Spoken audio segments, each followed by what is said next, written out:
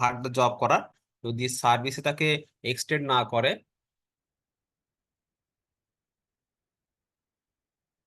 যদি তাকে এক্সটেনশন না করা হয় আপনার কন্ট্রাকচুয়াল বা তার সার্ভিস পিরিয়ড যদি বাড়ানো না হয়, তাহলে সে আফটার 60 ইয়ার্স সে কিন্তু অলওয়েজ টার্মিনেটেড হয়ে যাবে।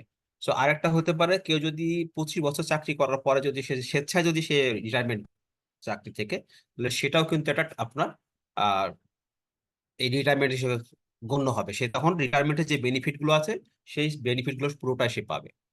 এটা হচ্ছে রিটায়ারমেন্টে। তার মানে দুইটা ভাবে হতে পারে, একটা হচ্ছে যে তার এজ যদি 60 ইয়ার্স হয়ে যায়, এটা একটা, অথবা যদি 25 ইয়ার্স অফ সার্ভিস যদি হয়ে থাকে, তাহলে সে ভলান্টারি রিটায়ারমেন্ট করে নিতে পারবে। আচ্ছা, সেকেন্ড যেটা বলছি আমরা হচ্ছে manufacturing process.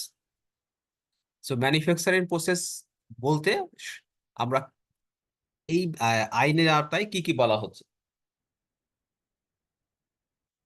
So manufacturing process means any of the following processes. একটা হচ্ছে for making, altering, repairing, ornamenting, painting, washing, finishing, packing, or otherwise treating any articles or substance with a view to this, to its use, sale, transport, delivery, display or disposal.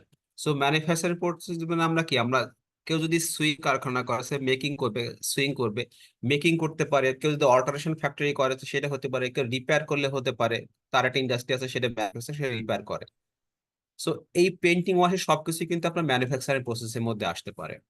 তারপর আরেকটা industry হতে পারে for pumping oil, gas, water, sewerage, যেটা emergency service, যেটা oil, gas, water, এটাও কিন্তু একটা manufacturing প্রসেসের ভিতরে আসতেছে। সি বলতেছে generating, transforming or transmission power of gas. So আমরা জানি যে গ্যাস এবং পাওয়ারের ক্ষেত্রে কি ট্রান্সফরমেশন, যেন ডিপিডিসি কোম্পানি যেটা আছে, সো এরা যারা আছে, এটা ট্রান্সফরমেশন কোম্পানি আছে, সো এরাও কিন্তু আপনার ম্যানুফ্যাকচারিং প্রসেসটা ফলো করতেছে। D for constructing, reconstructing, repair, refitting, finishing or breakup of ships আর vessels. So ships and vessel কি করে আমাদের, অনেকে কনস্ট্রাকশন করে, রিকনস্ট্রাকশন করে। সো একটা ফ্যাক্টরি আছে, একটা কোম্পানি আছে যে শুধু জাহাজ বানায়, যে বাংলাদেশ শিপইয়ার্ড, যেটা ওরা ওরা একটা জাহাজ বানায়। তারপরে রিকনস্ট্রাকশন, রিপেয়ারিং কোম্পানি থাকতে পারে। সো এরাও কিন্তু আমার ম্যানুফ্যাকচারিং প্রসেসটাকে, যে যে পার্টটাই করুক না কেন, সে সেটাকে ম্যানুফ্যাকচারিং প্রসেসে ফলো করতেছে, ওই কাজটা করে। ইতে বলছে ফর প্রিন্টিং বা letter, lithography, photography, computer, photocompose, offset or other similar work or book binding which is carried on by way of trade or for purpose of gain or incidental to another business, so carried on. So print process যে কাজগুলো আছে সেই কাজগুলো এখানে বলা হয়েছে যে manufacturing প্রসেসের মধ্যে আসবে। সো এখানে পাঁচটা বলছে, একটা হচ্ছে যদি কেউ মেকিং, অল্টারেশন, রিপার একটা হতে পারে, গ্যাস বা অয়েলের ক্ষেত্রে বলা হয়েছে, মানে পাম্পিং, অয়েল, গ্যাস, ওয়াটারের ক্ষেত্রে বলা হয়েছে, পাওয়ার এবং গ্যাসের ক্ষেত্রে ট্রান্সমিশন, জেনারেশন এবং ট্রান্সমিটিং যে কোনো একটা কোম্পানি হতে পারে। আবার কনস্ট্রাকশনের জন্য, শিপের জন্য কনস্ট্রাকশন, রিকনস্ট্রাকশনের কথা বলা হয়েছে, আবার প্রিন্টিং প্রেসের কথা বলা হয়েছে এখানে।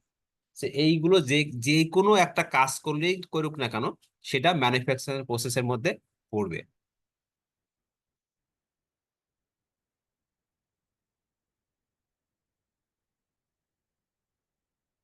সো আমরা এটা দেখলাম, আমরা রিটায়ারমেন্ট পড়লাম, ম্যানুফ্যাকচারিং প্রসেস পড়লাম।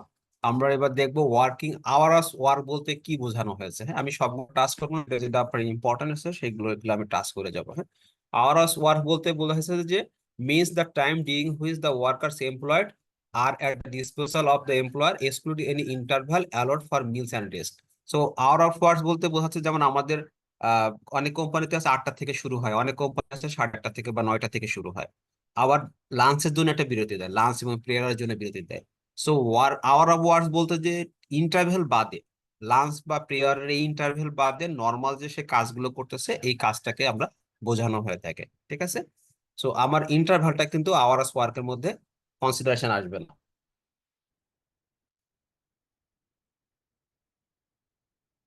সেকেন্ড হচ্ছে ফ্যাক্টরি। ফ্যাক্টরি বলতেছে factory means any premises include the presents thereof whereas 5 or more workers ordinary work on any day of the year or in part of which a manufacturing process is being carried on but does not include a mine. So factory বলতে মাইনকে exclude করা হয়েছে, প্রথমত যে মাইনকে exclude করা হয়েছে। আর একটা বলছে যে আপনার 5 বা তার অধিক যদি ওয়ার্কার যদি কোনো একটা প্রিমাইসে বছরে কোনো একটা যদি কাজ করে থাকে, তাহলে সেটাকেই কিন্তু আপনার ফ্যাক্টরি হিসেবে গণ্য হবে।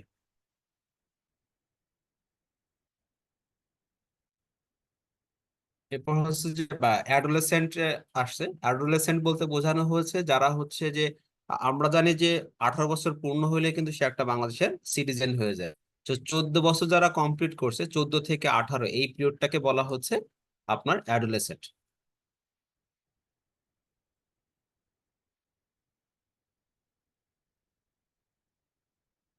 আহ গ্রাচুইটি, আপনারা যখন কোনো সার্ভিসে, যে কোম্পানিতে অনেক এখানে আছেন যারা কোম্পানিতে চাকরি করেন, তারা অনেকে গ্রাচুইটি পান, প্রভিডেন্ট ফান্ড গ্রাচুইটি সার্ভিসগুলি আপনারা পেয়ে থাকেন, আর গভর্নমেন্ট এমপ্লয়াররা সাধারণত পেনশন পেয়ে থাকে। সো গ্রাচুইটি একটা নিয়ম আছে, বলে দেওয়া আছে যে কোম্পানি কিভাবে গ্রাচুইটিটা দিবে। So gratuity means wages payable on termination to a worker on the basis of his last basic salary for the completed year of service or for which for a period of more than 6 months salary of minimum 30 days or salary of 45 days for a continuous service of more than 10 years. So এইখানে দেখেন যে গ্র্যাচুইটিটা কিভাবে calculation করবে। ধরেন আপনি এখন চাকরিতে join করছেন, আপনি যদি 5 ইয়ার যদি কমপ্লিশন করেন, তাহলে গ্র্যাচুইটি এলিজিবল হবেন। ঠিক আছে। সো আপনার যখন লাস্ট যে স্যালারিটা হবে, লাস্ট যে স্যালারি থাকবে, তার যে বেসিক হবে, সেই বেসিক দিয়ে আপনার লেন্থ অফ সার্ভিসকে আপনার গুণ করতে হবে। বাট ধরেন যে আপনি কোন একটা সার্ভিস পিরিয়ডে যদি আপনি সে অক্টোবরে জয়েন করছেন, এই 25 সালের অক্টোবরে, তাহলে কিন্তু ওই পার্টিকুলার বছরে আপনার মানে 6 মাস পূর্ণ হচ্ছে না, তাহলে ওই বছরে আপনি গ্রাচুইটি পাবেন না। সো আপনাকে কোনো একটা বছরে, পার্টিকুলার বছরে গ্রাচুইটি পেতে হলে অবশ্যই আপনাকে মিনিমাম 6 মান্থসের আপনার সার্ভিস করতে হবে, তাহলে আপনি গ্রাচুইটি এলিজিবল হবে। সো এখানে হচ্ছে গ্রাচুইটিটা আপনার বলছে যে বেসিক, লাস্ট যে বেসিক থাকবে তার 30 দিনের স্যালারি, মানে 1 মাসের স্যালারি বেসিকটা আপনি পাবেন। যদি আপনি 10 বছরের বেশি চাকরি করেন, কন্টিনিউয়াস সার্ভিস করেন, তাহলে সেটা হয়ে যাবে আপনার 45 ডেজ, মানে 1.5 টাইমস হয়ে যাবে। তো যদি আপনার বেসিক, লাস্ট বেসিক যদি স্যার 10,000 টাকা হয়, আপনি 10 বছরের নিচে হলে আপনি 10 বছর 9 বছর চাকরি করে 90,000 টাকা পাবেন। কিন্তু যদি 10 বছর বেশি করেন, তাহলে সেটা হয়ে যাবে 1.5, যে আপনার 15,000 টাকা পার মান্থ হয়ে যাবে।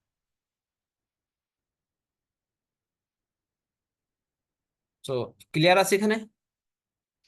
স্যার 15,000 টাকা কি পার ইয়ারলি গুণ হবে? যদি 12 বছর কেউ চাকরি করে তাহলে 12 × 15 এরকম করে পাবে সে? 12 × 15 পাবে, জি জি। Number of years into last basic. Last basic যদি সে কমপ্লিট করে 5 ইয়ার্স, দেন এই রুলসটা ফলো হবে, তাই তো? তাই, জি। যদি 5 ইয়ার্স এর কম হয়, মনে করেন 2 বছর, তাহলে কি সে এটা পাবে না পাবে না? না, সাধারণত পাবে না। কিন্তু যদি আবার এখানে ইয়ে আছে, যদি বলছে যে company company to company vary service, করে।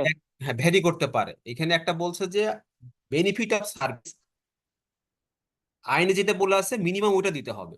এর থেকে যদি ও, আপনি বেশি দিতে চান, যেমন আপনি হুম একটা হুম সেফার, আপনি আমরা যখন সাবসিকুয়েন্টলি পড়বো এই প্রভিডেন্ট ফান্ড, প্রভিডেন্ট ফান্ড জি এখানে স্যার। বলা আছে 7% অথবা 8% দিতে পারবেন, অ্যাটলিস্ট 7%, 8% কথা বলা আছে। But most of the company দেখবেন 10% কাটে।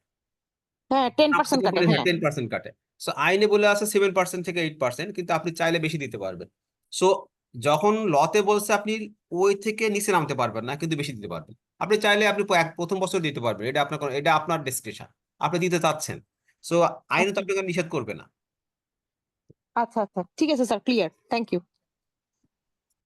পাবলিক ইউটিলিটি সার্ভিসটাকে আমরা বলি, public utility service means the generation, production আর সাপ্লাই অফ এয়ার। সো আমরা বলি না যে পাবলিক ইউটিলিটি সার্ভিসে কাজ করে, যেমন এই যে জেনারেশন, প্রোডাকশন আর supply of electricity, gas, oil আর ওয়াটার।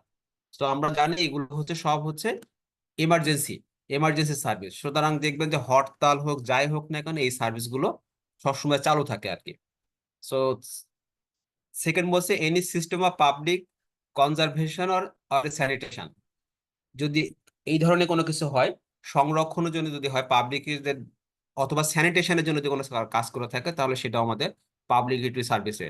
হসপিটাল অ্যাম্বুলেন্স সার্ভিস, দেখবেন যে আপনি যত হরতাল হোক, এই সার্ভিসগুলো কিন্তু আপনার আপনার স্ট্রাইক বা কারফিউ সবকিছুর বাইরে থাকে। সো পাবলিক ইউটিলিটি সার্ভিসের মধ্যে যারা পড়ে তারা দেখবেন যে সবসময় রাষ্ট্রের এমার্জেন্সি সার্ভিসগুলো অ্যাভেল করে থাকে। তারপর fire fighting services, postal, telegram or telephone service, আছে railway, airway, road and river transport. এরপর আছে পোর্ট, আছে পোর্টে যেমন কাজ। তারপর ওয়াশ অ্যান্ড ওয়ার্ড স্টাফ আর security service maintain by any establishment, যদি কোনো ওই যে নার্স টার্স যেগুলো আছে, হ্যাঁ সেগুলো আছে, অথবা কোনো সিকিউরিটি সার্ভিস যদি হয়ে থাকে, যে ন্যাশনাল সিকিউরিটি সার্ভিসে তারা কাজ করে থাকে তারা। তারপরে অক্সিজেন এক্সিলাইটেন, এটা হচ্ছে যে অক্সিজেনের যে ওই যে গ্যাস যেটা সেবার আপনার অক্সিজেন সাপ্লাই করে না, যেমন হচ্ছে বা লিন্ডি বাংলাদেশ, হ্যাঁ লিন্ডি ওরা তো কি অক্সিজেন সাপ্লাই দিয়ে থাকে এরা আবার। এবং ব্যাংকিং সার্ভিস, এইগুলোকে বলা হচ্ছে বাই ডেফিনেশন এখানে বলে দিয়েছে পাবলিক ইউটিলিটি সার্ভিসেস। যে কারণে দেখেন ব্যাংকটাও কিন্তু আপনার এর মধ্যে ইনক্লুড করা হয়েছে। যে কারণে আপনার পাবলিক হলিডে থাকলেও কিছু কিছু জায়গায় কিছু কিছু পাবলিক ইমার্জেন্সি সার্ভিস হিসেবে কিন্তু ঈদের সময় স্পেশাল ভাবে আপনার ব্যাংকগুলো খোলা রাখে। যেমন কুরবানিদের সময় আগের দিন পর্যন্ত আপনার কিছু কিছু ব্যাংক খোলা রাখে, বন্ধ রাখে না। তারপরে এই যে আপনার অনলাইন ব্যাংকিং চালু থাকে, আপনার এটিএম বুথ চালু থাকে, ক্যাশ উইথড্রয়াল। সো এইগুলো সবগুলো পাবলিক ইউটিলিটি সার্ভিসের আন্ডারে আপনাদের সার্ভিস দিয়ে থাকে।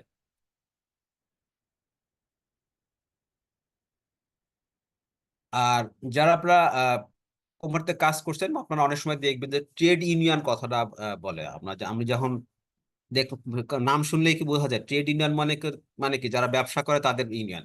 আসলে কি না, এখানে হচ্ছে যে means trade union of workers আর employed formed and registered under the chapter of this act.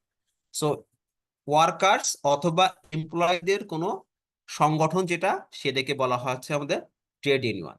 So trade union আর বিভিন্ন গার্মেন্টস দ্বারা কাজ করেন, গার্মেন্টস আছে তারা দেখবেন যে ম্যাক্সিমাম গার্মেন্টসে কিন্তু ট্রেড ইউনিয়ন থাকে।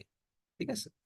So trade union the union of the মানে association of the workers or হচ্ছে এমপ্লয়ি।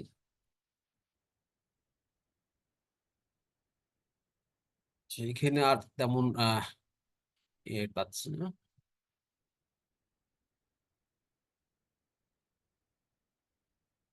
39 একটু যাই।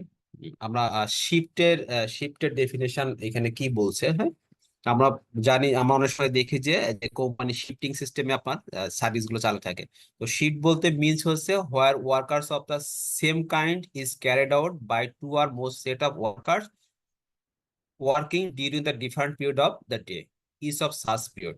তার মানে কি যে সেম ফ্যাসিলিটি হবে, সেম কন্ডিশন থাকবে, সেম প্লেসটা থাকবে, যেখানে সেম টাইপের হচ্ছে অলমোস্ট সেম টাইপের হচ্ছে এমপ্লয়িরা দুইটা পিরিয়ডের কাজ করবে।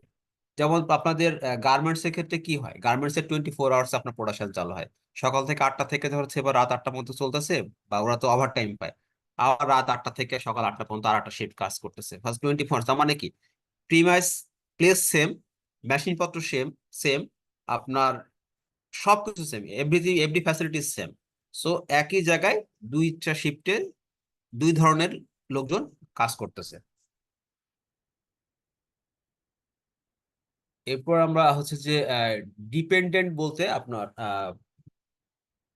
এখানে ডেফিনেশনে কি বলছে, dependent in relation two A deceased worker means any relatives namely a widow, minor child, unmarried daughter and widowed mother, or wholly a partly dependent on the earnings of the worker at the time of his death.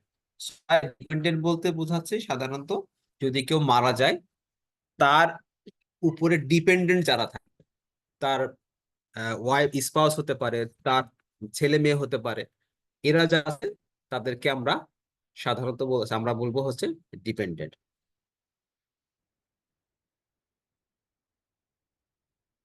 Next যেটা হচ্ছে যে maternity benefit. আমরা জানি যে মেয়েরা হচ্ছে maternity benefit পায়, তাদের সাথে 6 মাসের একটা ম্যাটারনিটি বেনিফিট পায়। সো এখানে এখানে বলে দিয়েছে means the sum of money payable under the provision of this chapter to a women worker with leave.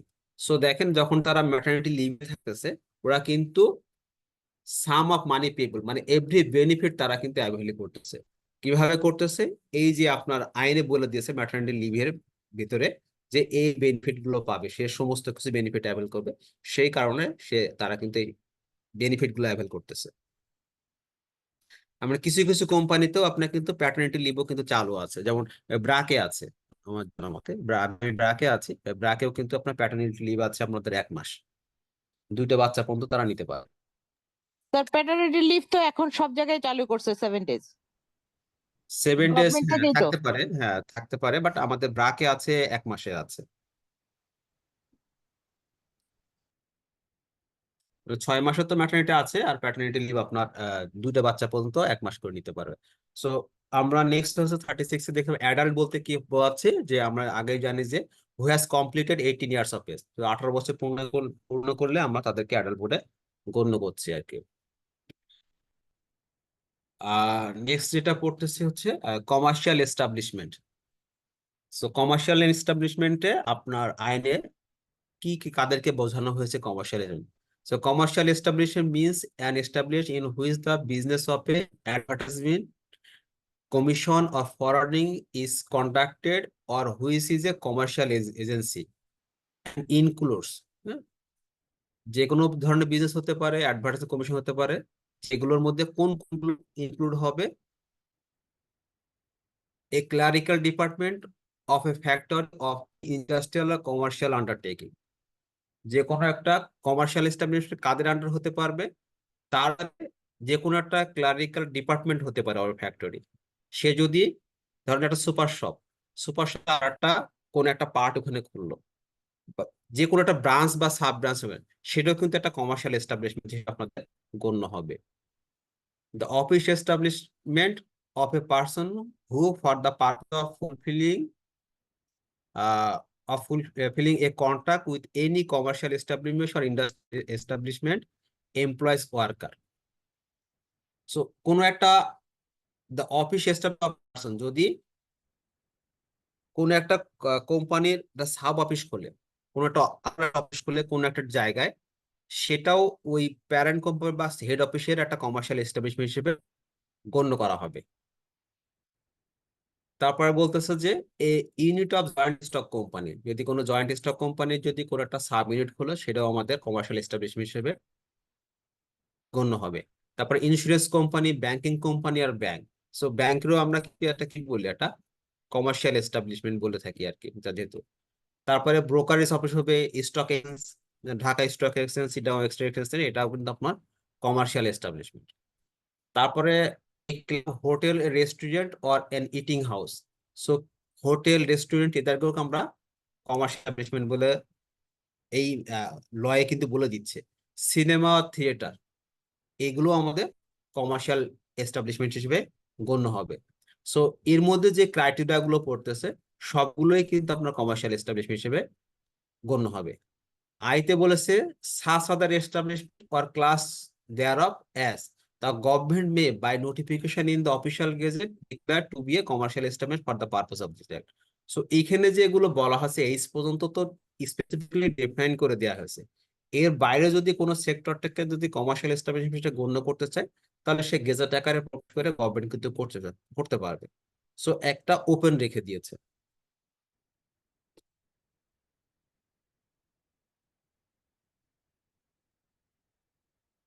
Next হচ্ছে 45 এর ডেফিনেশনে হচ্ছে ওয়েজেস। ওয়েজেস বলতে এখানে কি বোঝানো হয়েছে এটা আমরা একটু দেখি। So wages mean all remuneration expressed in terms of money or capable or being so expressed, which or which would, if the terms of employment expressed or implied are fulfilled, be payable to a worker in respect of his employment or work done in such employment, and includes any other remuneration of the nature aforesaid which would be so payable but does not include. So এই বলতেছে যে wedge বলতে স- সমস্ত রিমুনারেশনে যাই কিছু হয়ে থাকে না, মূল বেতনটা হতে পারে, অথবা এডিশনাল কোনো বেনিফিট যদি তাকে আমি দিয়ে থাকি, তাকে রিমুনারেশন দিয়ে থাকি, যে নামে পরিশোধ করি না কেন, সবগুলোই আমার ওয়েজেস হিসেবে কাউন্ট করা হবে। বাট কিছু কিছু জিনিস আপনার বলে দিয়েছি স্পেসিফিকলি যে আপনার ওয়েজেস হিসেবে কাউন্ট হিসেবে হবে না। সেগুলো কি বলছে, the value of any house accommodation, supply of light, water, medical attendant and other amenity or any other service excluded by general special order of government। যদি তাদের কোনো অ্যাকোমোডেশন হাউস ফ্যাসিলিটি দিয়ে থাকে, যেমন অনেকগুলো কোম্পানিতে আছে দেখবেন যে আপনার স্পেশালি ঢাকার বাইরে যাদের কোম্পানি আছে তাদের দেখবেন যে অ্যাকোমোডেশন ফ্যাসিলিটি আছে। সো সাপ্লাই অফ লাইট দেওয়া হচ্ছে, যে ওয়াটার তাদের স্যানিটারি ব্যবস্থা দিচ্ছে, তাদের ওয়াটার ফ্যাসিলিটি দিচ্ছে, লাইটিং ফ্যাসিলিটি, মেডিকেল ফ্যাসিলিটি দিচ্ছে, ডাক্তার আসে তাদেরকে সাপ্তাহিক একটা চেক আপ করে দিয়েছে। সো এই যে আদার যে ফ্রিঞ্জ বেনিফিট গুলো তাদের দিচ্ছে, এগুলো আপনাকে রিমুনারেশনের সাথে যোগ করা যাবে না। সো রিমুনারেশন হচ্ছে আপনার যে টাকাটা তাকে পরিশোধ করা হচ্ছে। অ্যাকোমোডেশন দিলে কিন্তু আপনার টাকা পরিশোধ করা হয় না। সাধারণত অনেক সময় কি হয়, অ্যাকোমোডেশন দিলে তার বেতন থেকে অনেক সময় হতে পারে, কিছু কিছু সময় হতে পারে যে কিছু একটা টাকা কেটে দেয়। যদি আপনি হাউস ফ্যাসিলিটি অ্যাভেল করেন তাহলে আপনাকে টাকা কেটে রাখে। সো এটা যদি আপনি কষ্ট দিয়ে থাকেন বা দিয়ে থাকেন তাহলে সেটা আপনার রিমুনারেশনের ভিতরে আসবে না। সেকেন্ড কথা বলছে, বিতে বলছে যে any contribution by by the employer to any pension or provident fund. So wages এর মধ্যে আবার এক্সক্লুড করা হয়েছে পেনশন অথবা প্রভিডেন্ট থাকে। এবং এই যে গ্রাচুইটির কথা বলতেছে টার্মিনেশনের ক্ষেত্রে, এটাও কিন্তু আপনার এই ওয়েজেস এর মধ্যে আসবে না। এটা সম্পূর্ণ আলাদা, কারণ পেনশন হচ্ছে গভর্নমেন্ট যেটা দিচ্ছে তাদের ইয়ে করার পরে, এটা ওয়েজেস বেসে আসবে না। আবার প্রভিডেন্ট ফান্ডের মধ্যে দুইটা অংশ থাকে, একটা এমপ্লয়ার্স কন্ট্রিবিউশন থাকে, একটা এমপ্লয়ি কন্ট্রিবিউশন থাকে। সো এমপ্লয়ার্স যে কন্ট্রিবিউশন যেটা দিচ্ছে সেটাও আপনার ওয়েজেস মধ্যে মানে ইনক্লুড হবে না। Any travelling allowance or on the value of any travelling concession, যদি কোনো ট্রাভেলিং অ্যালাউন্স দিয়ে থাকে, তো ট্রাভেলিং অ্যালাউন্স তো সাধারণত দেওয়া হয়েছে যে ট্রাভেলিং যে খরচটা হচ্ছে সেটা রিইম্বার্সমেন্ট করার জন্য। সো এটাও কিন্তু আপনার ওয়েজেস এর ভিতরে ইনক্লুড হবে না। আর any sum pay to the worker for defray special expense entitled to on the nature of his employment, যদি কোনো স্পেশাল কোনো বেনিফিট দেওয়া হয়, যদি তাকে পেমেন্ট করা হয়, তাহলে আহ, তাকে এই স্পেশাল পেমেন্টটাও কিন্তু আমাদের ওএসএস ভিতরে ইনক্লুড হবে না।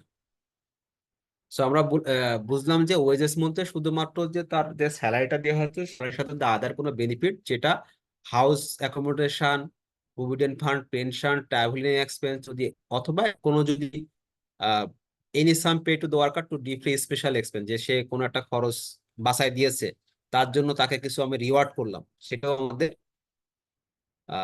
ওয়েজেস এর মধ্যে ইনক্লুড হবে না।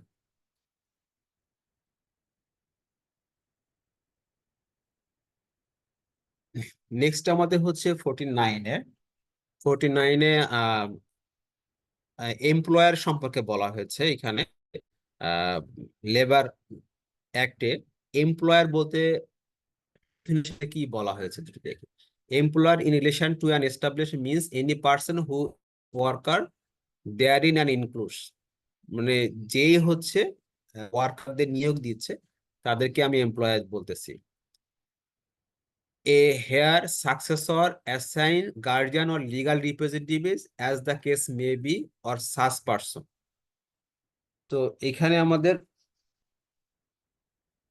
মানে উত্তরাধিকারও হতে পারে, বা মানে এমপ্লয় মালিক হতে পারে, বা তার উত্তরাধিকার হতে পারে, গার্ডিয়ান হতে পারে, অথবা তাদের লিগাল রিপ্রেজেন্টেটিভ হতে পারে। যেই হোক না কেন, সে যখন কোনো ওয়ার্কারদের নিয়োগ দিবে সেই তখন এমপ্লয়ার হিসেবে গণ্য হবে। অর্থাৎ মালিক পক্ষের যদি কেউ থাকে বা তার রিপ্রেজেন্টেটিভ থাকে, সে যদি কোনো এমপ্লয় নিয়োগ দিয়ে থাকে তাহলে সেই এমপ্লয়ার হিসেবে কাউন্ট হবে।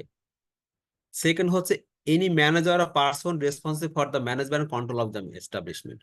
সাধারণত বড় বড় কোম্পানিতে কি মালিক তো থাকে না, সাধারণত ম্যানেজার্সরাই বা রেসপন্সিবল ম্যানেজমেন্টরাই কিন্তু এই রিক্রুটমেন্ট প্রসেস গুলো ফলো করে। সো তারা যখন কাউকে নিয়োগ দিবে তারা এমপ্লয়ার হিসেবে গণ্য হবে আর কি। বলছে in relation to an establishment rule by or other the authority of the government, the authority appointed in this behalf, or where no authority is so appointed, the head of the minister divisional concern। যদি কোনো special কোনো সার্কামস্টেন্সে যে কেউ নাই, company মালিক পক্ষেরও কেউ নাই, অথবা manager বা কেউ নাই, মানে এমপ্লয় হিসেবে নিয়োগ দেয়, তখন গভর্নমেন্টের কোনো অথরিটি যদি থাকে, গভর্নমেন্ট অথরিটি এই দায়িত্বটা পালন করবে। ডিতে বলছে in relation to an establishment run by or on behalf of local authority, the officer appointed in this behalf or where no officer is so appointed, the chief executive officer of that authority.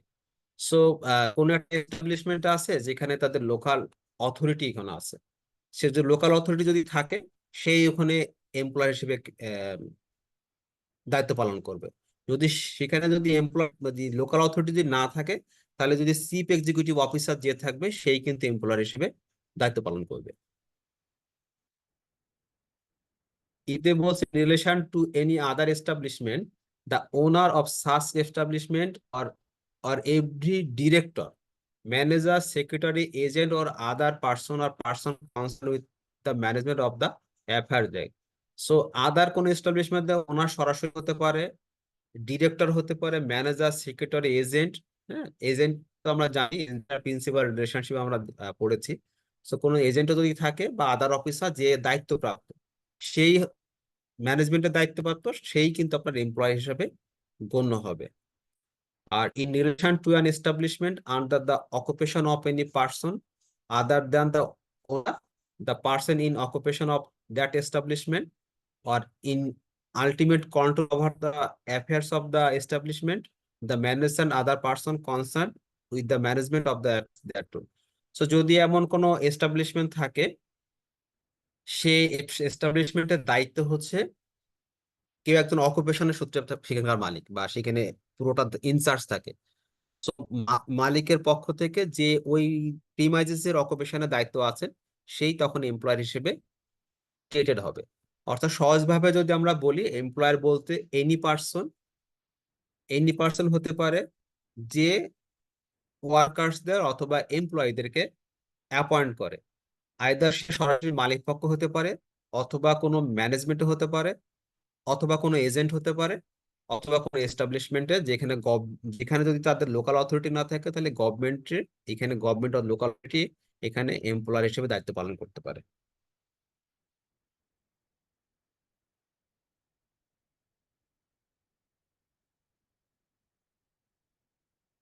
Next আমরা যেটা 52 তে দেখলাম, collective bargaining agent. আমরা অনেক সময় দেখি যে CBA নিয়ে প্রচুর লেখালেখি হয়। হ্যাঁ, আপনারা অনেক টার্মসটা অনেকবার শুনছেন বা পত্রিকাতে দেখছেন।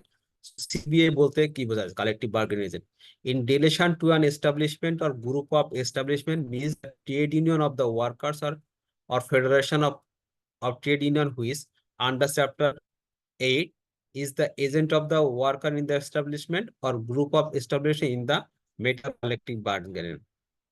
So এখানে সহজভাবে বলে বোঝায় হচ্ছে সিএ হচ্ছে ওয়ার্কার্সদের একটা অ্যাসোসিয়েশন, যে অ্যাসোসিয়েশনের মাধ্যমে তারা ওয়ার্কারদের যে সুযোগ সুবিধাগুলা সেগুলো নিয়ে তারা কাজ করে থাকে। তো আমাদের জানি আমাদের ইন্ডিভিজুয়াল ট্রেড ইউনিয়ন থাকলে প্রত্যেকটা পার্টিকুলার ফ্যাক্টরিতে হচ্ছে ট্রেড ইউনিয়ন থাকে। সো ট্রেড একটা কয়েকটা ট্রেড ইউনিয়ন মিলে বা রিজিওনাল মিলে একটা সিবিএ হতে পারে, কালেকটিভ বার্গেনিং এজেন্ট হিসেবে কাজ করতে পারে। সো দুটোরই সিবিএ এবং ট্রেড ইউনিয়ন দুটোরই কাজ হচ্ছে যে ওয়ার্কার্সদের বেনিফিট নিয়ে বা সুযোগ সুবিধা নিয়ে, তাদের অধিকার নিয়ে কাজ করা।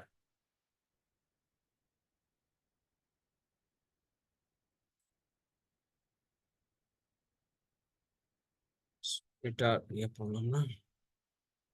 আর একটা খুব কমন শব্দ আপনারা খুব শুনবেন, সেটা হচ্ছে লে অফ করে দেওয়া। হ্যাঁ, বলে না এই ফ্যাক্টরিটা লে অফ করে দিয়েছে। সো লে অফ বলতে আসলে কি বোঝাচ্ছে? সো লে of means the failure, refusal, inability of an employer on account of storage of pool power or raw materials or the accumulation of stock, the breakout of machinery to give employment to a worker. So লে of বলতেছে এমন একটা situation হলো, যেমন আপনার সেপার করোনার সময়, যদি আপনার সেপার আমরা এটা বলি যে করোনার সময় এমন একটা পরিস্থিতি আসলো যেখানে আর র মেটেরিয়ালস আসতেছে না বা মানুষজন কাজে যোগ দিতে পারছে না, সেই সময় কি তার মানে প্রোডাকশন চলছে না, এমন একটা সিচুয়েশন হলো যে প্রোডাকশন কন্টিনিউ করা সম্ভব হচ্ছে না, তখন ফ্যাক্টরিটা যে বন্ধ ঘোষণা করে দেওয়া হয়, সেই বন্ধ ঘোষণাটাকে বলা হচ্ছে লে অফ। সেটা হতে পারে যে কোনো পাওয়ার বা ইলেকট্রিসিটির জন্য হতে পারে, কোনো ম্যাটেরিয়াল শর্টের জন্য হতে পারে, কোনো মেশিনারি শাটডাউন, মেশিনের ব্রেকডাউন হতে পারে, অথবা এবার আপনার ইয়েতে আগুন লেগে গেল, ফ্যাক্টরিতে আগুন লেগে গেল। সো ব্যাকটেরিয়া আগুন লেগে যাওয়ার কারণে আপনার প্রোডাকশন কন্টিনিউ করা সম্ভব হচ্ছে না। তখন সাময়িক সময়ের জন্য কি করে, ফ্যাক্টরি লিয়া ঘোষণা করে দেয়, স্যার বন্ধ ঘোষণা করে। সো আপনারা লিয়াব সম্পর্কে একটু জানেন। আমরা কমার্শিয়াল এস্টাবলিশমেন্ট দেখলাম, আমরা এখন দেখবো হচ্ছে যে ইন্ডাস্ট্রিয়াল এস্টাবলিশমেন্ট। আমরা বলি যে এটা একটা ইন্ডাস্ট্রি, যেমন গার্মেন্টস একটা ইন্ডাস্ট্রি, ব্যাংক একটা ইন্ডাস্ট্রি, বলি না অনেক সময় কথা বলি যে। সো ইন্ডাস্ট্রিয়াল এস্টাবলিশমেন্ট বলতে লেবার অ্যাক্টের আন্ডারে কি কি বলা হয়েছে। So industrial establishment mean any workshop or other establishment in which articles are produced, adapted, and manufactured where the work of making, altering, repairing, ornamenting, finishing, packaging, মানে other treating any articles of substance with a view to their use, transport, sale, delivery, disposal is carried on such other class of establishment which the government may, by notification in the official gazette, declare to be an industrial establishment for the purpose of this act. So আমাদের এখানে বলতেছে যে যে কোনো sector হতে পারে, যে কোনো সেক্টর হতে পারে যাদের কাজ হবে মেকিং, তৈরি করতে পারে, যেমন গার্মেন্টস পোশাক তৈরি করে, অল্টারিং করতে পারে, রিপেয়ারিং, অর্নামেন্টিং, ফিনিশিং আর প্যাকেজিং। এই যে মানে অনেকগুলো সেক্টর বলে দিচ্ছে। With a view to their কি করে, সেটা আমার ইউজের জন্য করতে পারে, ট্রান্সপোর্টের জন্য করতে পারে, সেলের জন্য করতে পারে, ডেলিভারি আর ডিসপোজাল। এই যে কাজগুলো করতেছে তাদেরকে আমরা বলতেছি যে এক একটা ইন্ডাস্ট্রিয়াল এস্টাবলিশমেন্ট। সো তাদের মধ্যে অ্যান্ড ইনক্লুডস এনি, কোন কোনগুলো হতে পারে, যেমন আমাদের একে বলছে রোড ট্রান্সপোর্ট সার্ভিস আর রেলওয়ে ট্রান্সপোর্ট সার্ভিস। সো আমরা road transport service, Bangladesh railway, এটাকে আমরা একটা ইন্ডাস্ট্রিয়াল এস্টাবলিশমেন্টে বলতেছি। River transport service, airlines, dock, wharf and jetty, mine, quarry, gas field and oil field, plantation, factory, newspaper establishment. So contractors আর subcontractor establishment যদি থাকে, shipbuilding, ship recycling, welding, তারপর outsourcing company আর contractor হতে পারে। Port, port shall include sea, river and land port. Port তিনটাই হতে পারে, sea, river and land port যেটাই হতে পারে। মোবাইল অপারেটর কোম্পানি হতে পারে, তারপর প্রাইভেট রেডিও টিভি চ্যানেল হতে পারে, রিয়েল এস্টেট কোম্পানি হতে পারে, কুরিয়ার সার্ভিস, ইন্স্যুরেন্স কোম্পানি, আর বলছে fertiliser and cement manufacturing company, তারপরে clinic and hospital run for a profit, আর rice mill and crusher and saw mill. So rice mill and চাতালও বলতেছে আমরা এখানে। আবার clinic and hospital run for profit যদি হয়, তাহলে সেটাকে আমরা বলতেছি ইন্ডাস্ট্রিয়াল এস্টাবলিশমেন্ট বলতেছি। তারপর ফিশিং ট্রলার হতে পারে, ফিশ প্রসেসিং ইন্ডাস্ট্রি হতে পারে, ওশান বাউন্ড শিপ হতে পারে। সো এখানে মোটামুটি সবগুলো। ফিশ প্রসেসিং ইন্ডাস্ট্রি সম্পর্কে আপনাদের কারো আইডিয়া আছে? এখানে মোটামুটি সবগুলো নিয়ে আপনাদের মোটামুটি ধারণা আছে। ফিশ প্রসেসিং ইন্ডাস্ট্রিজ নিয়ে ইয়ে আছে, আপনাদের আইডিয়া আছে? যেমন হচ্ছে আমাদের এই যে শিম্প নিয়ে আসে, চিংড়িগুলো কি করে যখন ইয়েদের কাছ থেকে, যারা হেরমাল থাকে ওদের কাছে কালেক্ট করে হচ্ছে, কিন্তু কিনে নেয় ওরা, কিন্তু সরাসরি এক্সপোর্ট করে না সাধারণত। ওদের কাছ থেকে, যেমন এশিয়ার একটা ফিশ প্রসেসিং ইউনিট আছে, তারপর র্যাংসের আছে, এবং অনেকগুলো কোম্পানি আছে যাদের ফিশ প্রসেসিং। এরা কি করে, সামুদ্রিক মাছ হতে পারে, চিংড়ি হতে পারে, এদের কাছ থেকে সরাসরি এখানে প্রসেস করে, ফ্লেট আকারে হোক বা প্রসেস করে, ফার্দার প্রসেস করে, ফ্রোজেন করে, তারপর সেল করে থাকে। সো এই ইন্ডাস্ট্রি, এদেরকে আমরা বলে দিচ্ছি, সরি,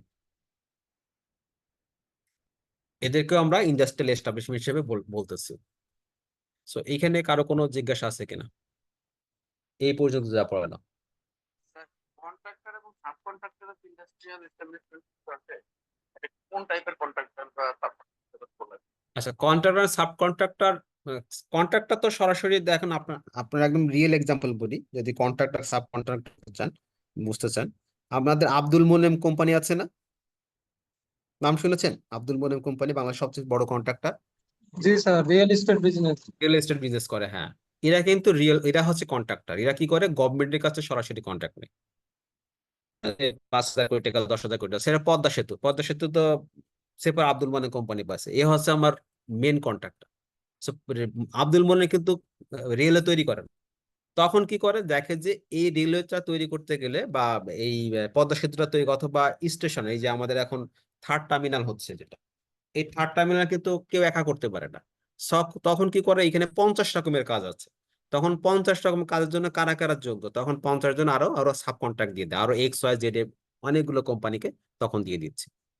সো কন্ট্রাক্টর হচ্ছে যে যে সরাসরি নিচ্ছে, মানে মেইন গভর্নমেন্টের কাছ থেকে হতে পারে, প্রাইভেট কোনো কোম্পানির কাছ থেকে, সে আবার ওই কাজটা করার জন্য যখন আরো কাউকে নিয়ে করানোর জন্য, তারা হবে তখন ওই কন্ট্রাক্টরের কাছ থেকে নিচ্ছে, তখন তারা সাব কন্ট্রাক্টর হয়ে যাবে। ঠিক আছে, বোঝা গেছে? স্যার স্যার বুঝতে পারছি, কিন্তু আমি প্রশ্নটা করছি হচ্ছে যে স্বাভাবিকভাবে আমরা নর্মালি দোকানে যে দেখছি থেকে বা যে কাজগুলো আপনার কন্ট্রাক্টর। কথাটা একটু স্লো আসতেছে, আপনি জোরে বলবেন। জি স্যার বলছি। এলসিডি থেকে বা যেভাবে যে গভর্নমেন্ট অন্যান্য ছোট ছোট রিপেয়ারিং বা নতুন রাস্তা করা, এই যে যে ছোট ছোট কাজ কন্ট্রাক্টর গুলা এরিয়া বেসিসে বা পার্সন বেসিসে গড়ে ওঠে, এদের যে হুম। লাইসেন্সটা আছে এদেরও কি আসলে মানে ইন্ডাস্ট্রিয়াল এস্টাবলিশমেন্ট কিনা? না, আমাদের বাই ডেফিনেশন কিন্তু এগুলো কিন্তু ইন্ডাস্ট্রিয়াল, এই এই এই সেক্টরটাকে কিন্তু আমরা ইন্ডাস্ট্রিয়াল বলতেছি। নট লাইক যে আপনার, মানে এরা বলতেছে দেখেন আপনারা কিন্তু শুধু পার্সন স্পেসিফিক কিন্তু না, আপনি কিন্তু ওই যে পার্সন স্পেসিফিক আর সেক্টরটাকে আলাদা মিলাই ফেলতেছেন। যেমন আপনার এয়ারলাইন্স, কারণ এয়ারলাইন্স ছোট হতে পারে বড় হতে পারে, সো কাজটাকে বলতেছে this is the industrial establishment. কাজ সে ছোট হোক বা বড় হোক, that is not the factor, but এই সেক্টরটাকে আমরা বলতেছি যে ইন্ডাস্ট্রিয়াল এস্টাবলিশমেন্টের আওতায় ফেলতেছি। Okay sir, thank you sir. যেমন আমাদের এখানে আপনি দেখেন, আরো ছোট কাজ, ওয়েল্ডিং এর কাজ করে না ছোট ছোট দোকানে, সো দেখেন ওয়েল্ডিং ও কিন্তু আপনার বলতেছে যে ইন্ডাস্ট্রিয়াল এস্টাবলিশমেন্টের ডেফিনেশনের মধ্যে ফেলে দিয়েছে। সো ওয়েল্ডিং এর ছোট কোম্পানি করে, একটা জাহাজ করতে গেলেও কিন্তু ওয়েল্ডিং লাগে।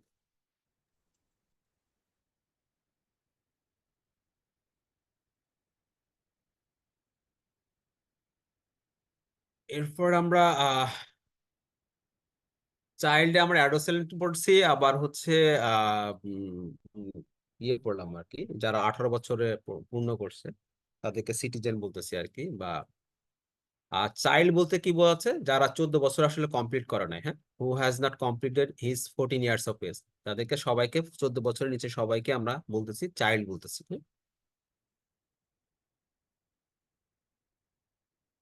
এরপরে আমরা এমপ্লয়ার পড়লাম আমরা। তাহলে তখন কি চাইল্ডের মানে এই রুলসটা ব্রেক করা হবে না স্যার, যদি আমি কেউ 16 বছরের কাছে নিয়োগ করি?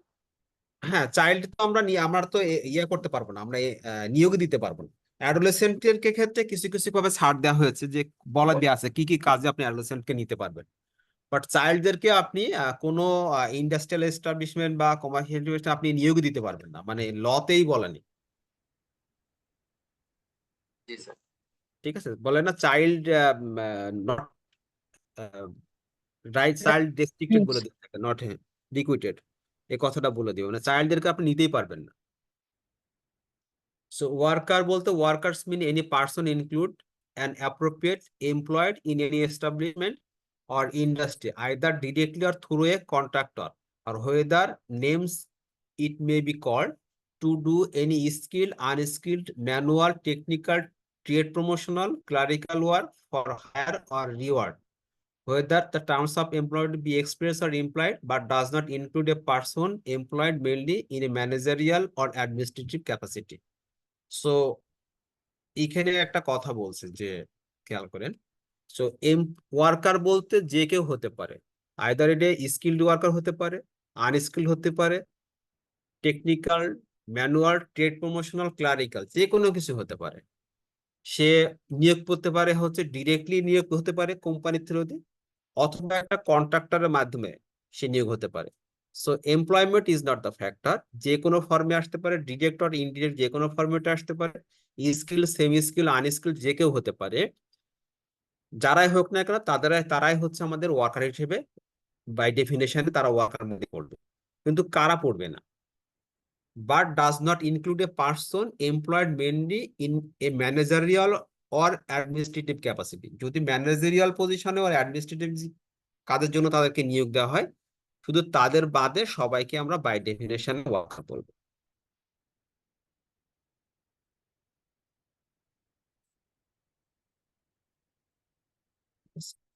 সো মোটামুটি ডেফিনেশনটা আমি শেষ করছি। আমরা যতগুলো মনে হয়েছিল যে আপনাদের জন্য ইম্পর্টেন্ট, এই পর্যন্ত ডেফিনেশন। আমরা এখন নেক্সট যে চ্যাপ্টার হচ্ছে condition of service and employment. প্রথম যেটা ডেফিনেশনের পরে প্রথম যে আপনাদের এটা, সেটা হচ্ছে condition of service and employment. মানে একটা কোনো লোককে নিতে গেলে, ওয়ার্কারদের এমপ্লয়মেন্ট করতে গেলে আপনার সার্ভিসের কন্ডিশন এবং এমপ্লয়মেন্ট রুলস গুলো কি হবে সেটা এখানে এই সেকশনে ব্যাখ্যা করা হয়েছে। তো প্রথমে হচ্ছে কন্ডিশন অফ হচ্ছে এমপ্লয়মেন্ট। কন্ডিশন অফ এমপ্লয়মেন্টের মধ্যে বলা হয়েছে in every establishment appointment of workers and other matters incidental thereto shall be regulated in accordance with the provision of this chapter, provided any establishment may have its own employment route, but no such rule shall be less favored in any worker than the provision of this chapter. Further, provided that the establishment where this act is not applicable shall not make any policy, rule, house policy giving less favorable facility compared to the acts. So প্রথম condition আমি বলেছিলাম না যে আপনার আলোচনাতে যে আমরা এই আইনে কিছু বেনিফিটের কথা বলা হয়েছে। সো সার্ভিস যখন আপনি রুল করবেন, হ্যাঁ, কন্ডিশন অফ এমপ্লয়মেন্ট যখন দিবেন, আপনি মিনিমাম আইনে যেটা বলা আছে ওটা আপনি দিতেই হবে। বাট যখন আপনি বেশি দিবেন তখন কিন্তু কোনো কিছু বলে না। সো আপনার এই আইনের আন্ডারে একটা সার্ভিস রুলস এর আন্ডারে যে কাউকে নিয়ে দিতে পারবেন এবং তাদের বেনিফিট গুলো আপনি স্পষ্ট করে বলে দিবেন। বাট হচ্ছে no such rule shall be less favourable to any worker than of this chapter. মানে আপনি এই চ্যাপ্টারে যে বেনিফিটের কথাগুলো বলা আছে সেই বেনিফিটের কম দিতে পারবেন না। আপনি বেশি দেন, কোনো সমস্যা নেই। আপনার কোম্পানি মনে হচ্ছে যে এমপ্লয়ীদেরকে বেশি দিবেন, আইনে কিন্তু আপনার কোনো নিষেধ নাই বা কোনো ব্যারিয়ার নাই। কিন্তু আপনি এই আইনে যে বেনিফিটের কথা বলা হয়েছে সেগুলো মিনিমাম আপনাকে এস্টাবলিশমেন্ট করতে হবে। সো ওই এস্টাবলিশমেন্ট করে আপনি টার্মস অফ এমপ্লয়মেন্ট রুলস দিয়ে আপনি একটা এমপ্লয়কে বা একটা ওয়ার্কার্সদেরকে এমপ্লয়মেন্ট করতে পারবেন। প্রথম কন্ডিশন। সেকেন্ড বলতেছে যে service rules in any establishment as mention in the provision to subsection 1, একে যে কথা বলা হয়েছে, shall be submitted for approval by the employer to such establishment to the chief inspector, who shall with 6 months of the receipt there to make such order therein as he deems fit. So আমি এক employee নিয়োগ করার জন্য, worker employment করার জন্য একটা নিশ্চয়ই একটা সার্ভিস রুল বানাবো। সেই সার্ভিস রুলটা বানানোর পরে আমি এটা কি করব, চিফ ইন্সপেক্টরের বরাবর আমি পাঠাবো। চিফ ইন্সপেক্টর এটা পাওয়ার পরে 6 মাসের মধ্যে একটা অর্ডার জারি করবে যে হ্যাঁ আপনার, সে চেক করে দেখবে যে সে সার্ভিস রুল যেটা বলছে, কন্ডিশন অফ দ্য এমপ্লয়মেন্ট যেগুলো দিয়েছে সেগুলো অ্যাজ পার ল আছে কিনা, মানে মিনিমাম ওটা এনশিওর হয়েছে কিনা। ম্যাক্সিমাম দিলে কোনো সমস্যা নাই, বাট আমাদের আইনে যেগুলো বলা আছে কোনো কন্ট্রাডিকশন বা কোনো ডেভিয়েশন হচ্ছে কিনা এটি এনশিওর করবে। সে 6 মাসের মধ্যে একটা অর্ডার দিবে। এখানে তিনে বলছে no service as mention in section 2 এ যেটা বলা আছে, shall be put into effect except with the approval of the chief inspector. So আমরা সার্ভিস রুল বানায়ে, হ্যাঁ, সেটা অবশ্যই চিফ ইন্সপেক্টর দিয়ে আমরা কি হবে, অ্যাপ্রুভাল নিতে হবে। অ্যাপ্রুভাল না নিয়ে কোনো সার্ভিস রুল আমরা কিন্তু ইমপ্লিমেন্টেড করতে পারবো না। 4 বলছে যে any person agree order of the chief inspector May within 30 days of the receipt of the order may prefer appeal to the government, and government shall resolve that appeal within 45 days. So chief inspector একটা order দিল, employer যদি তার অর্ডারে যদি সন্তুষ্ট না থাকে সে 30 দিনের মধ্যে আপিল করবে, এবং বলা আছে সেই আপিল পাওয়ার 45 ডেজের মধ্যে গভর্নমেন্ট তার ফাইনাল ডিসিশনটা দিয়ে দিবে, জানাই দিতে হবে। 5th বলছে nothing provided in subsection 2 shall Sir. apply. জি বলেন। একটু ইন্টারাপ্ট করি, সেটা যদি আপিল দেওয়ার পরে গভর্নমেন্ট যেই রুলসটা দিল সেটাও যদি তার পছন্দ না হয়, তারপরে কি সে আবার আপিল করবে? আপিলের ক্ষেত্রে সে তো হয়তো সমস্যা কোর্টে যাবে, মানে আমাদের এখানে হবে না, তখন হয়তো বা সে ফার্দার কোর্টে চলে যাবে, হাইকোর্ট বা অন্য কোনো জায়গায় যেতে পারে। তার ফার্দার আপিলে তো অবশ্যই সুযোগ আছে, যদি আমি সংক্ষুব্ধ থাকি, থাকে না যে মানুষের মৃত্যুদণ্ড দেওয়ার পরও তো আপিল করে সে, তো ওই হ্যাঁ, আপিলের একটা সুযোগ থাকে আর কি। সো এইখানে না হলে অন্য কোনো জায়গা তো সিভিল কোর্টে চলে যাবে, সিভিল কোর্টে যে মামলা করবে, জায়গা করতে চেঞ্জ পারবে, করবে। জায়গা চেঞ্জ করতে হবে, বাট এখানে না। বুঝতে পারছি। So nothing provided in subsection 2 shall apply to an establishment which is owned by or under management and control of the government. So এখানে যে কন্ডিশন অফ এমপ্লয়মেন্টের যে সার্ভিস রুলস এর কথা বললাম, সেটা একের থেকে চার যে বললাম, একটা হচ্ছে যে আমাদের সার্ভিস রুলসটা, তাদেরকে কন্ডিশন অফ সার্ভিস এমপ্লয়মেন্ট আমি বলবো যে কোন কোন শর্তে কি কি বেনিফিট গুলো পাবে। তারপরে কি আমি বেনিফিট গুলো বলে ইন্সপেক্টরকে দিব, সে 6 মাসের মধ্যে একটা অর্ডার দিবে যে হ্যাঁ ঠিক আছে কিনা। তারপর যদি সে কোনো কিছু এমপ্লয়মেন্ট করতে পারবে না যতক্ষণ না পর্যন্ত approved by the chief inspector, এটা হলো। তারপর যদি এমপ্লয়ার যদি তাদের অর্ডারে যদি সন্তুষ্ট না হয়, 30 ডেজ এর মধ্যে সে এটা আপিল করতে পারবে। আপিল করার 45 ডেজ এর মধ্যে আবার এটা ফাইনাল ডিসিশন গভর্নমেন্ট থেকে দিয়ে দিতে হবে। কিন্তু এই যে রুলস এর কথা বললাম সেটা বলে দিয়েছে, এইটা অ্যাপ্লাই হবে না যেটা গভর্নমেন্ট ওন বা কন্ট্রোল অফ দ্য গভর্নমেন্ট ম্যানেজমেন্টের ক্ষেত্রে এটা গভর্নমেন্ট তার নিজস্ব পলিসি প্রসিডিউর দ্বারাই তাদের অর্গানাইজেশন গুলো চালাবে। সো গভর্নমেন্ট অর্গানাইজেশনের জন্য এটা অ্যাপ্লিকেবল হবে না, ঠিক আছে। সো আমার মনে হয় নামাজের একটু বিরতি দেওয়া উচিত, না? আজান দিয়েছে। হ্যালো জি স্যার, হ্যাঁ। স্যার, 55 বাজে, আমরা 10-এ আসবো, 7টা 10-এ, হ্যাঁ, 15 মিনিটের টাইম দিলাম। ঠিক, থ্যাংক ইউ। জি স্যার, থ্যাংক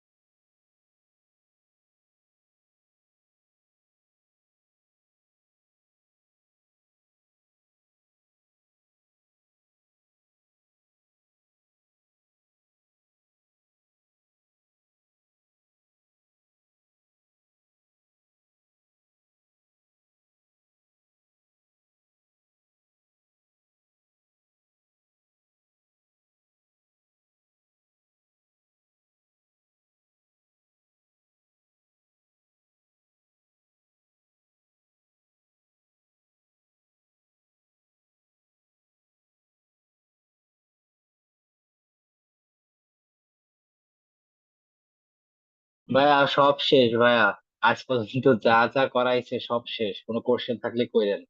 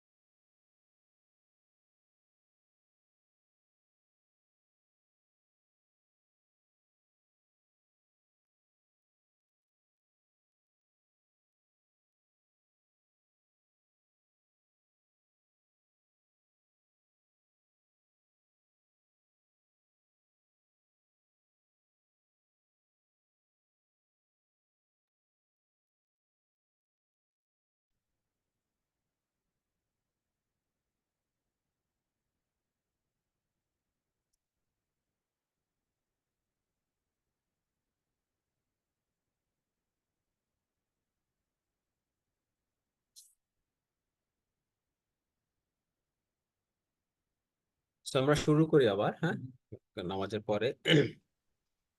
তো আমরা এখন যেটা পড়বো, classification of workers and period probation.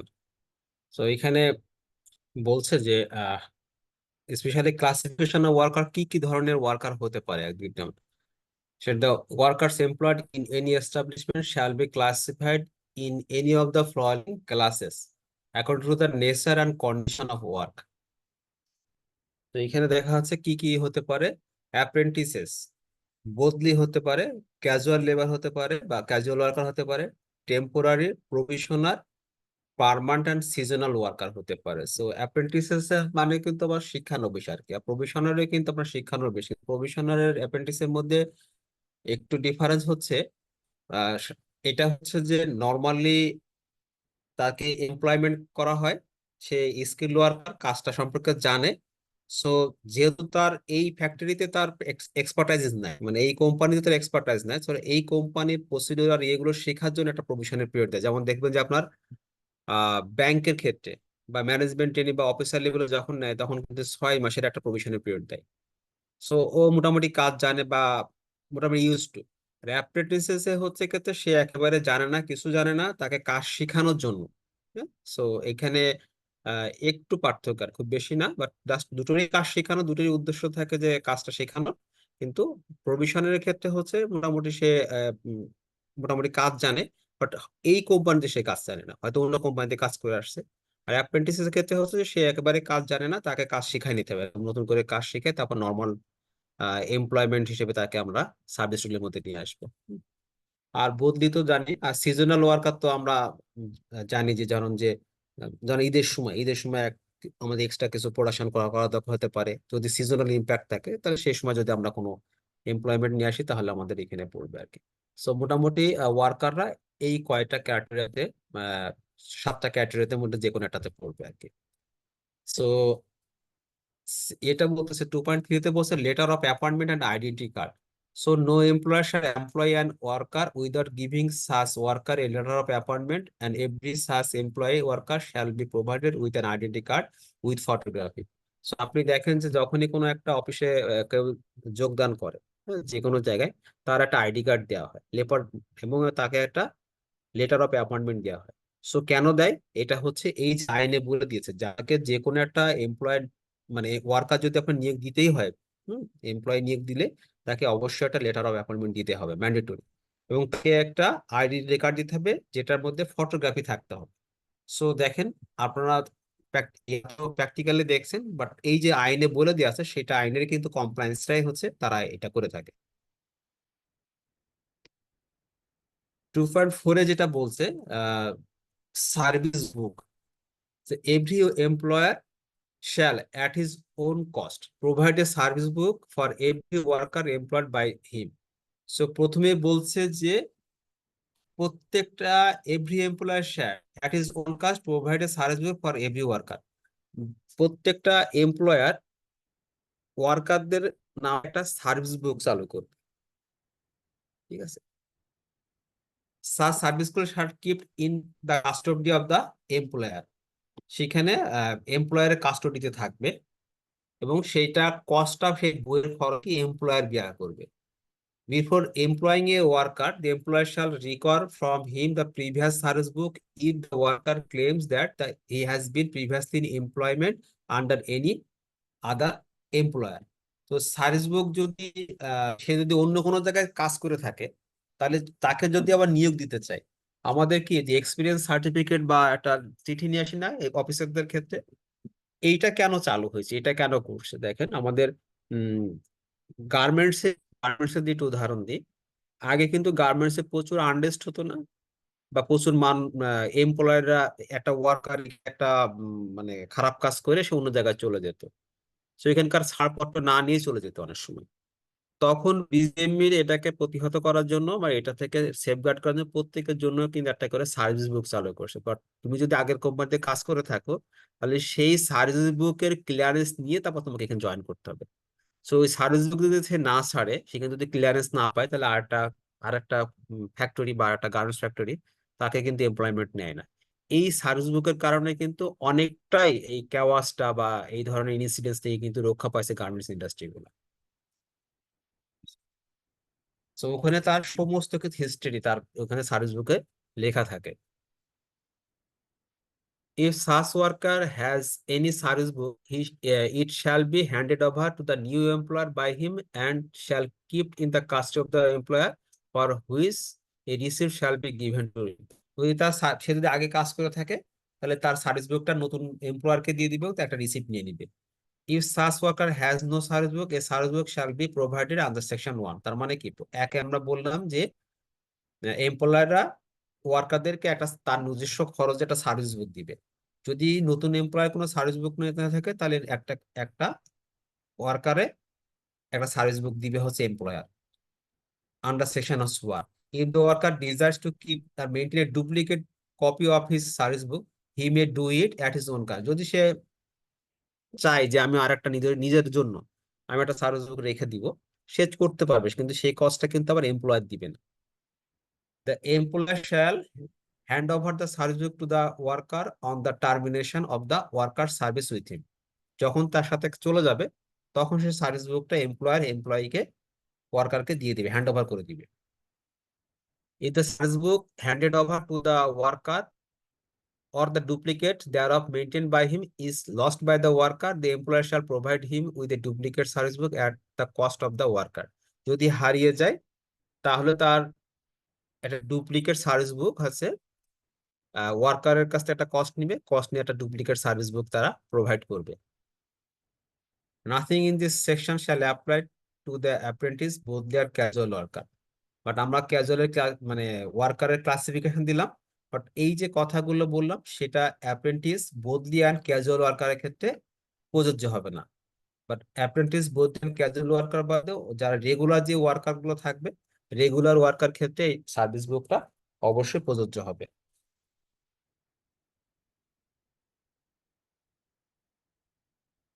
এখানে কার কোনো কোশ্চেন আছে? স্যার হুম।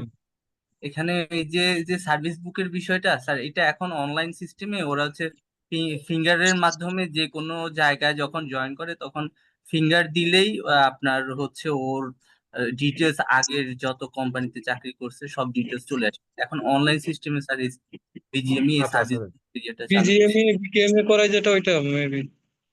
হ্যাঁ হ্যাঁ হ্যাঁ স্যার, হতে পারে। এটা এই থাকলে ভালো।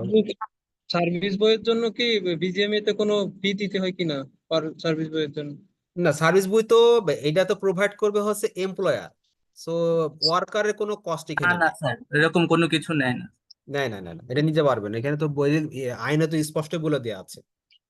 Okay sir. Form of service book আপনারা যেটা হচ্ছে প্র্যাকটিক্যালি দেখছেন, থিওরিটিক্যাল আমরা আলোচনা করছি, যাদের কাছে প্র্যাকটিক্যাল এক্সপিরিয়েন্স আছে তারা একটু রিলেট করতে পারবেন আর কি। হ্যাঁ, সো ফর্ম অফ সার্ভিস বুকে কি কি থাকবে? Service book shall The service book shall be the such size and in such form as may be prescribed by rules, and a photograph of the worker shall affixed to it. এখানে যে কথাগুলো বলছে এখন তো digitalise করে ফেলছে, BGM এর বা বিকেএম এর নিজস্ব সুবিধার জন্য সবাই যেন অ্যাক্সেস করতে পারে, ওদের হয়তো একটা আইডি দিয়ে দিচ্ছে, ওই আইডিতে ঢুকলে ওই এমপ্লয়ি সম্পর্কে পুরোটা দেখতে পাচ্ছে অনলাইনে, হুইচ ইজ ভেরি গুড। এটা তো খুবই ভালো, ট্রান্সপারেন্সি বা মানে যে রেফারেন্স চেক করতে কিন্তু খুবই সুবিধা হচ্ছে। বাট যখন এই 2006 সালে তখন তার এই ধরনের চিন্তা ভাবনা হয় নাই, তো ওখানে বলছে যখন সার্ভিস বুকটা দিবে সেখানে অবশ্যই একটা ফটোগ্রাফার ফিক্স করে দিতে হবে তাকে। হ্যাঁ, তারপর যে সার্ভিস শাল contain the following particulars namely, কোন কোন বিষয়গুলো থাকবে, তারপর নেম থাকবে, বাপের নাম, অ্যাড্রেস, এগুলো normal, date of birth, particulars necessary বা আইডেন্টিফিকেশন, তাকে চেনার জন্য যদি কোনো মানে পার্টিকুলার্স থাকে সেটা, name and address of the employer under home previous employed, বা সে কোম্পানিতে চাকরি করছে, হ্যাঁ, আগে করছে বা বর্তমানে করতেছে সেটা আমার থাকবে। পিরিয়ড অফ এমপ্লয়মেন্ট, কত থেকে কত সে কোন কোন কোম্পানিতে কত সালের থেকে কত সাল পর্যন্ত সে চাকরি করছে। অকুপেশন অ্যান্ড ডেজিগনেশন, তার পজিশনটা কি ছিল ওই কোম্পানিতে। ওয়েজেস অ্যান্ড অ্যালাউন্সেস, তা কি কি পাইছে। Leave travel and conduct of the worker, এবং তাদের সাথে কন্ট্রাক্টটা কি ছিল, তার টার্মস অফ দ্য এমপ্লয়মেন্ট কি ছিল সেগুলো সে বলে দিচ্ছে আর কি। সো এখানে সে পুরোপুরি তার ইনফরমেশন, সে কতদিন চাকরি করছে, কত তারিখ থেকে কত, তার পজিশন কি ছিল, তার স্যালারি কি ছিল, সেখানে হাইড করার কিন্তু কোনো সুযোগ নাই।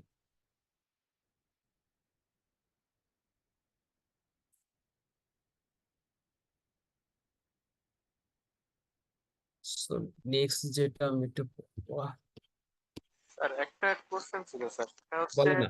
আমাদের আমাদের নর্মালি আমরা দেখতে পাই যে এই যে আমাদের 6 মান্থের পিরিয়ডে অস্থায়ী ভাবে নিয়োগ থাকে, তো এটা কি এক্সপিরিয়েন্স এবং নন এক্সপিরিয়েন্স আসলে লেবার লতে কি এভাবে কোনো স্পেসিফিকেশন করে দেওয়া আছে কিনা, যে এক্সপিরিয়েন্স এবং নন এক্সপিরিয়েন্স বা ফ্রেশারদের জন্য এটা বা এটা, এরকম আসলে স্যার কিছু আছে কিনা? আপনার প্রথম শব্দটা আমি বুঝতে পারি না, কিসের জন্য যেন? স্যার এটা হচ্ছে মানে 6 মান্থের যে অস্থায়ী ভাবে নিয়োগ, যেটাকে আমরা মানে হ্যাঁ হ্যাঁ, প্রবেশনারি পিরিয়ডটা আর কি। প্রফেশনাল পিরিয়ড যেটাকে আমরা বলতেছি স্যার, এটার আসলে অ্যাকচুয়ালি ট্রিটমেন্টটা কেমন স্যার? যে এক্সপিরিয়েন্সড পারসনদের জন্য কি এটা বাধ্যতামূলক কিনা, বা না করলে কোনো সমস্যা আছে কিনা স্যার, এভাবে কি আসলে না, specific এখানে কোনো তেমন কিছু বলা নাই, বাধ্যতামূলক বলা নাই, এটা কোম্পানি টু কোম্পানি ভেরি করতে পারে। সে যদি মনে করে যেন প্রবেশনারি পিরিয়ড রাখবে না, তবে সাধারণত যে কোনো অর্গানাইজেশনে গেলে আপনার 6 মাসের একটা প্রবেশনারি পিরিয়ড রাখে। কারণ অর্গানাইজেশন টু আপনি কাজ জানেন, ধর আপনি অ্যাকাউন্টসে কাজ করছেন, অ্যাকাউন্টস এন্ড ফাইন্যান্সে কাজ করছেন, আপনি পিভাসে 5 বছর 10 বছর এক্সপিরিয়েন্স আছে। বাট সেবার আমার ব্র্যাকের কথাই বলি, ব্র্যাকের প্রচন্ড পরিমাণ পলিসি ওরিয়েন্টেড, হিউজ। মানে আপনি মানে ভিতরে না ঢুকলে বুঝবেন না। এখানে ধরেন 16-17 হাজার কোটি টাকা টার্ন ওভার, এবং এতগুলো সাবসিডিয়ারি, এবং এতগুলো পলিসি, মানে প্রসিডিউর, সবকিছু আপনাকে কিন্তু জানতে হবে, ভিতরে ঢুকে বুঝতে হবে, শিখতে হবে। তো দেখা যাচ্ছে অ্যাকাউন্টিং ট্রিটমেন্ট আপনি জানেন, কিন্তু অর্গানাইজেশনের যে পলিসি, কালচার, প্রসিডিউর, অপারেশন, এগুলো বুঝতে কিন্তু আপনার একটু সময় লাগবে। সেই কারণে কিন্তু এই প্রবেশনারি পিরিয়ডটা রাখা হয়েছে, যে আপনি ওই অপারেশন গুলো একটু বুঝবেন। এখানে আরেকটা সুবিধা আছে প্রবেশনারি পিরিয়ড রাখার ক্ষেত্রে, আরেকটা সুবিধা হচ্ছে প্রবেশনারি পিরিয়ডে আপনি চাইলে আপনি কুইট করতে পারেন 1 মাসের বা নোটিশ দিয়ে, ঠিক আছে। আবার যদি আপনার পারফরমেন্স স্যাটিসফ্যাক্টরি না হয়, তাহলে কিন্তু আপনার এমপ্লয়ারও আপনাকে টার্মিনেট করতে পারে, ঠিক আছে, আপনার কন্ট্রাক্টটা রিনিউ করলো না। সো এনি টাইম কিন্তু আপনি কুইট করার একটা সুযোগ থাকছে, আপনারও সুযোগ থাকছে, তারও সুযোগ থাকছে। কিন্তু যখন আপনি রেগুলার হয়ে যাবেন, তখন আপনাকে কি হবে, আপনাকে যদি কোম্পানিতে বাদ দিতে হয়, তাহলে কিন্তু আপনার মিনিমাম 2 মাসে বা 3 মাসে স্যালারি দিতে হবে। আবার আপনি যদি চলে যেতে চান, আপনাকে কিন্তু 1 মাস বা 2 মাসের একটা আহ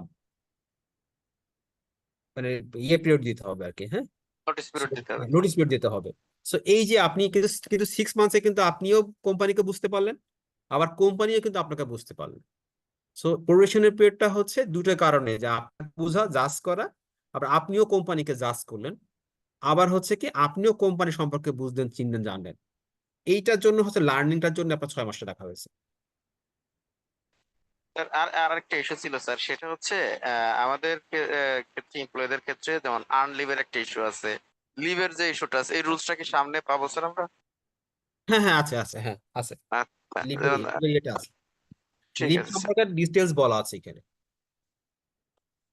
মোটামুটি আপনারা এমপ্লয়মেন্টে যা যা দেখেন সবই এখানে স্যার মানে এটা হচ্ছে আসলে আমরা তো এখানে ম্যাক্সিমাম এক্সপিরিয়েন্সড, আমাদের রিয়েলে মানে এটা ফেস করতে হচ্ছে প্রতিনিয়ত, যখন আমি জব সুইচ করতেছি এক প্রতিষ্ঠান থেকে এক প্রতিষ্ঠান যাচ্ছি।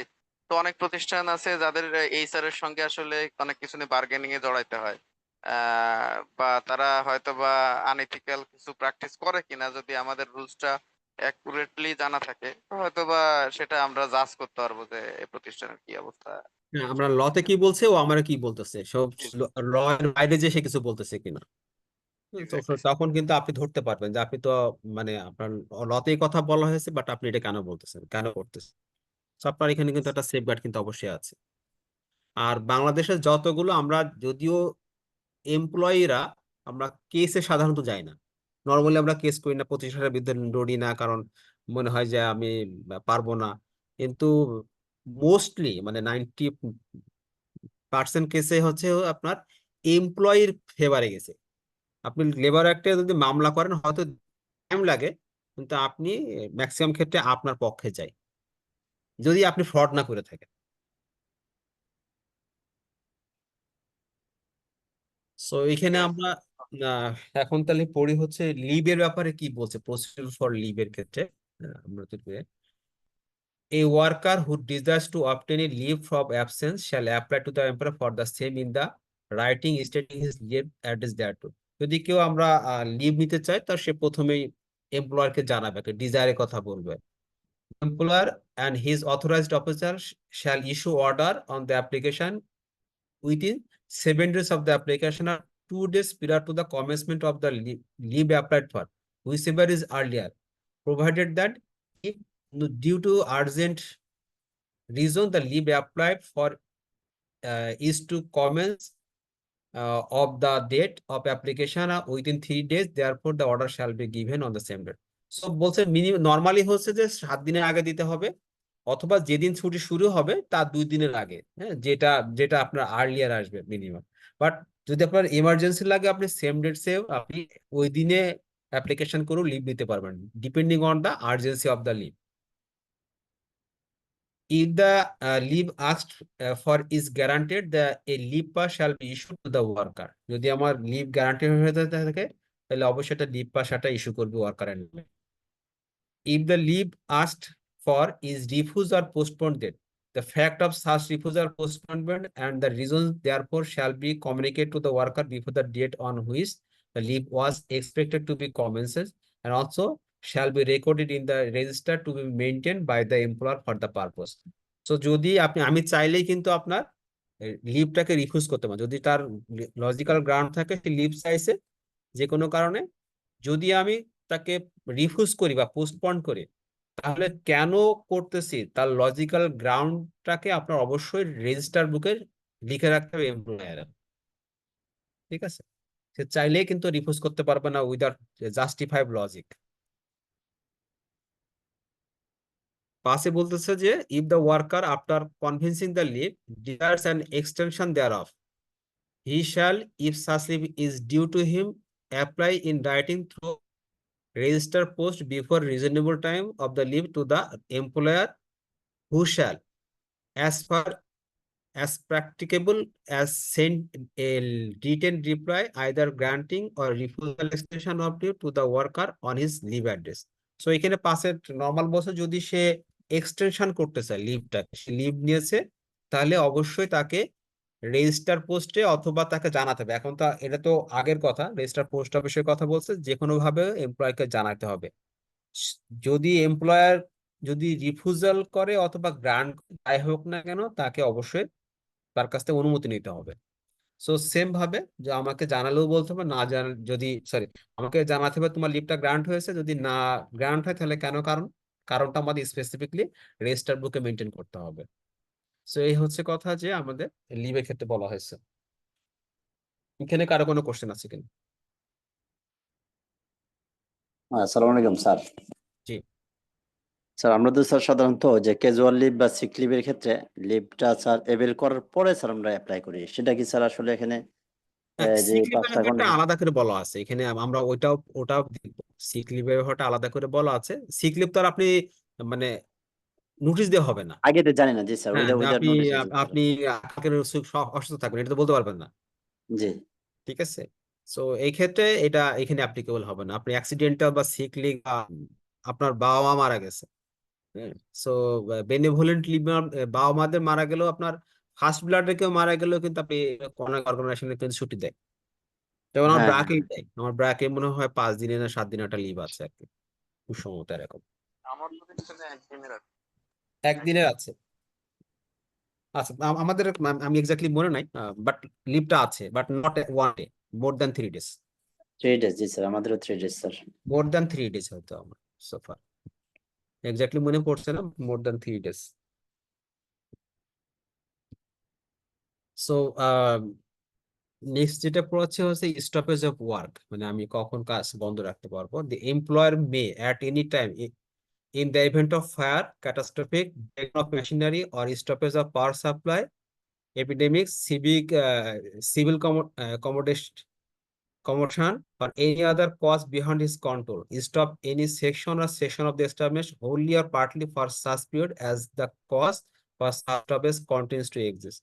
পরে এমন কোনো ইমার্জেন্সি আসলো, মানে ফায়ার লেগে গেল বা ব্রেকডাউন অফ মেশিনারি হলো, হ্যাঁ, বা পাওয়ার সাপ্লাই, অথবা এই যে আমাদের পেন্ডামিকটা হলো, বা সিভিল কমিশন হলো বা এনি আদার যেটা তার কন্ট্রোলে নাই, সো সে চাইলে কিন্তু সে পুরো ফ্যাক্টরি বন্ধ করে দিতে পারে অথবা পার্ট অফ দ্য এস্টাবলিশমেন্টটা কিন্তু বন্ধ করে রাখতে পারে।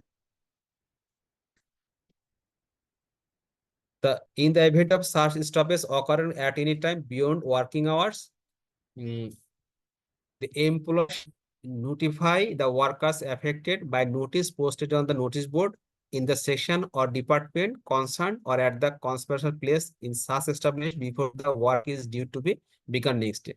So দেখা যাচ্ছে যদি আমাদের এমন হয় যে আমার অফিস আওয়ারের পরে এক ধরনের ঘটনা ঘটলো, আপনারা দেখবেন গার্মেন্টস মাঝে মাঝে দিয়ে দেখবেন যে হঠাৎ করে গার্মেন্টস বন্ধ হয়ে গেছে, একটা নোটিশ টাঙাই দিয়েছে বোর্ডে যে আজকে থেকে ফ্যাক্টরি বন্ধ, ওরা কিছুই জানে না। সো এটা তো মানে আনডিউ কেসেস। বাট যদি এরকম হয় যে আগুন লাগছে বা কোনো একটা ইনসিডেন্ট ঘটছে, মেশিনের একটা ব্রেকডাউন হয়েছে বা পাওয়ার সাপ্লাই বন্ধ, তো সেক্ষেত্রে কিন্তু আপনাকে নোটিশ বোর্ডে আগের দিন কাজ শুরু হওয়ার আগে নোটিশ বোর্ডে আপনাকে বলে দিতে হবে আজকে কাজটা বন্ধ, ফ্যাক্টরি বন্ধ থাকবে, এবং সেটাই কিন্তু কমপ্লাই করা, ওরা নোটিশ বোর্ডে জানাই দেয়। In the notice mentioned in subsection 2, দুইতে বলা হয়েছে direction shall be given indicating as to when the work will be resumed and whether such workers are to remain at their place for work at any time before the actual resumption. So বলে দিবে এবং বলে দিতে হবে যে আমাদের factory বন্ধ এবং কবে চালু হবে, সেটাও একটা বলে দিতে হবে। আবার টেন্টেটিভ ডেট বলতে হবে যে কবে ফ্যাক্টরি চালু হবে আর কি, কত দিনের জন্য বন্ধ হয়ে যাচ্ছে। যারে বলতেছে in the event of such stoppage occurring at any time during the working hours, একটা তো দেখলাম যে যদি ওয়ার্কিং আওয়ার্স এর পরে হয় তাহলে নোটে জানাবে, যদি আমাদের অফিস আওয়ারের মধ্যে জানায় the workers affected shall be noticed as soon as practicable in the manner specified in subsection 2, indicating as to when the work will be resumed and therefore such worker are to leave or remain at the place of work. So যদি during working আওয়ারের মধ্যে হয় তাহলেও তাকে বলতে হবে যে কবে, একটা নোটিশ দিতে হবে, তাকে বলতে নোটিফাই করতে হবে, নোটিশ তো না, এখানে নোটিফাই করতে হবে যে কবে আবার কাজটা শুরু হবে আর কি। সো নোটিশটা আমি যদি বন্ধ থাকে পরের দিন এসে দেখলো নোটিশ দেওয়া রয়েছে যে আপনার ফ্যাক্টরি বন্ধ, প্রিমাইসেস গুলো বন্ধ, অপারেশন বন্ধ। কিন্তু যদি আপনার ফ্যাক্টরি চলা অবস্থা হয় তখন তার নোটিশের ব্যাপারটা, নোটিশ আপনি দিতে পারেন কিন্তু এমপ্লয়ীদেরকে নোটিফাই করতে হবে যে কোনো ভাবে, অ্যানাউন্স করে হোক যে কোনো ভাবে নোটিফাই করতে হবে যে আপনার কাজ এখন বন্ধ হয়ে যাবে এবং টেন্টেটিভ ডেট আপনার কবে মানে আবার রিজিউম হতে পারে কাজটা, সেটা আপনাকে উল্লেখ করে বলতে হবে। না হলে কি হবে, তারা তো স্টেশন লিভ করতে পারে, তাই না? 5 বলতেছে in the case where workers have been directed to stay at the place of work following such stoppage, workers so detained may not be paid for the period of such detention if it does not exceed 1 hour, or workers so detained shall be paid wages for the whole period of such detention if they exceed 1 hour. So বলতেছে যদি আপনার 1 ঘন্টার বেশি হয়, হ্যাঁ, so তারা যে এই যে ছুটি ঘোষণা করলো, এই ছুটি ঘোষণা যদি 1 ঘন্টার অতিক্রম হোক বা না হোক, এই পিরিয়ডটার জন্য তারা কিন্তু তাদেরকে ওয়েজেসটা দিতে হবে, ঠিক আছে? তাদের ওয়েজেসটা অবশ্যই পে করতে হবে। If the period of stoppage work does not exceed 1 working day, a worker unless entitled to wages under section 5 may not be paid any wages. যদি একদিনের অধিক হয়, যে পাশে বলা হয়েছে একদিনের অধিক হয় তাদেরকে অনেক সময় may not be paid any wages, তাদের একদিনের বেশি হলে যেহেতু তারা নোটিস করতেছে ওয়ার্কারদেরকে, সো সেই পিরিয়ডের জন্য তাদের অনেক সময় ওয়েজেস নাও দিতে পারে, পেড করা নাও হতে পারে, ঠিক আছে?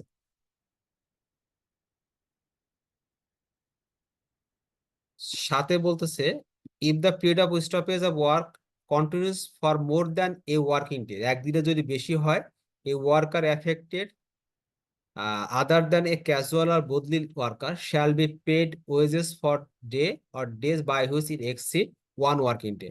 সো যদি আমার একদিনের বেশি হয়, একদিনের জন্য আমরা অনেক সময় মে নট বি পেড বলতেছে, কিন্তু একদিনের যদি বেশি হয়ে থাকে তাহলে shall be paid for the day or days by which it exceed 1 working day, একদিনের বেশি হলে তাদেরকে অবশ্যই আমাদের ওয়েজেস দিতে হবে।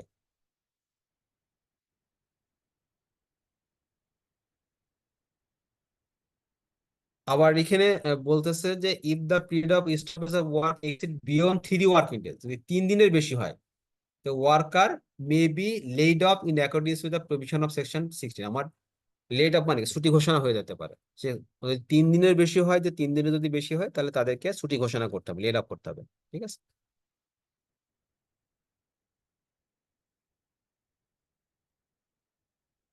The laid off mentioned in subsection 8 shall be affected from the day of stoppage of work, or any wages paid to a worker for the first 3 days may be adjusted against the compensatory payable of subsequent labor.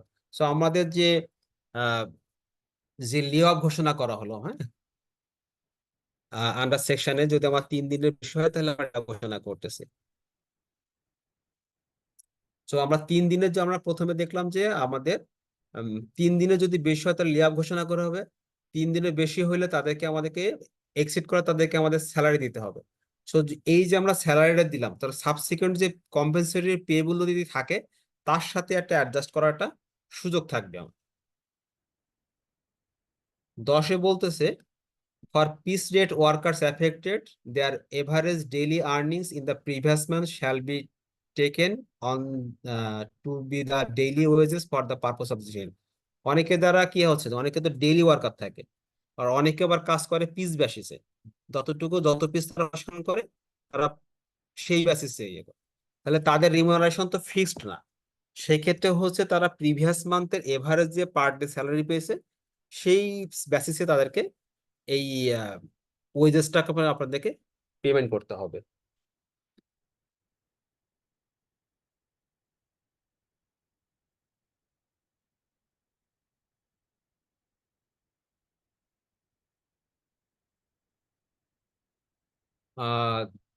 এরপরে হচ্ছে যে calculation for 1 year 6 months and wages in certain cases. আমাদের আমরা কতদিনে calculation করব আর কি, 1 day কত দিনে হবে ক্যালকুলেশন করে। এ worker who is during the preceding 12 calendar month has actually worked in an establishment for not less than 240 days.